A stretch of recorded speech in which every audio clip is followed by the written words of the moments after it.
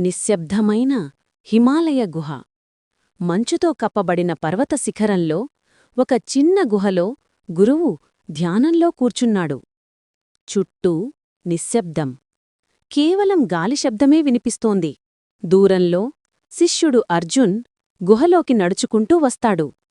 అతని కళ్లల్లో ప్రశాంతత ఉంది. కాని లోపల ఇంకో ప్రశ్న మండుతోంది. శూన్యత అంటే ఏమిటి? అర్జున్: గురువుగారు, గతంలో మీరు మోక్షం గురించి చెప్పారు.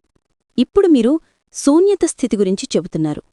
శూన్యత అంటే శూన్యం, ఖాళీస్థితి, లేక మరేదైనా అర్థం ఉందా? గురువు చిరునవ్వుతో: శూన్యత అంటే ఖాళీ కాదు బడ్డా, అది పూర్తి స్థితి. అన్ని ఆలోచనలు, భావాలు, వికారాలు కరిగిపోయినప్పుడు, మనసు పూర్తిగా నిలిచిపోయినప్పుడు, అప్పుడు మిగిలేది పరమ మౌనం. అదే శూన్యత. మనస్సు లయమవడమంటే చైతన్యం మాయం కావడం కాదు. దాని మలినాలు పోతాయి. దాని స్వరూపం స్వచ్ఛమైన జ్యోతి మిగులుతుంది. శూన్యత అనుభవం.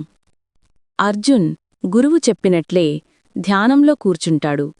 ముందుగా అతనికి శబ్దాలు, జ్ఞాపకాలు, ఆలోచనలు వస్తాయి.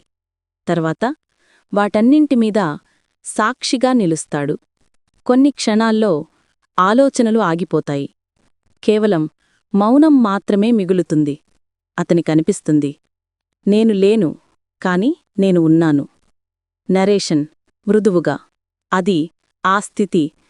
మనస్సు లయమైన, చైతన్యం నిలిచిన స్థితి. అది శూన్యత కాదు, అది పరిపూర్ణత. Friends, please subscribe, like, share and comment మన ఛానల్.